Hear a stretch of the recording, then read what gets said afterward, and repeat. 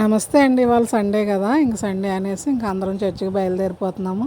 ఇంకా అంకుల్ గారు ఒకరినొకరిని దించేసరికి 11 అయిపోద్దండి.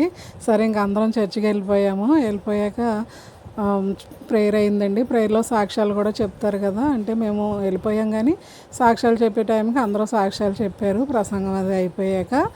అయితే నేను కూడా చెప్పానండి, సురేష్ వాళ్ళ నాన్నగారు చనిపోయారు కదా, ఆ కుటుంబం చాలా ఇబ్బందుల్లో ఉందని, వాళ్ళ కోసం ప్రేయర్ చేయమని, అలాగే మన వాళ్ళందరి కోసము, యూట్యూబ్ ఫ్యామిలీ కోసం, అలాగే మేరీ కూడా కొత్తగా పెట్టిందండి, ఆ అమ్మాయి కోసం కూడా చెప్పాను. సాక్ష్యం అయిపోయాక ప్రసన్న వాళ్ళు ఉపవాస ప్రార్థనలోనే వచ్చారు. అసలు నాకు ఉపవాస ప్రార్థనలు అవడం వల్ల అసలు ఖాళీ లేదు కదా, నేను ఫుల్ వీడియో పెట్టలేకపోయాను. ప్రసన్నాలు వెళ్ళిపోతే మళ్ళీ ఎప్పుడో కానీ వస్తారండి. ఇంక సరే వదిన భోంచేసేమన్నది, ఇంక నేను కూడా వాళ్ళతో పాటు భోంచేసేసాను.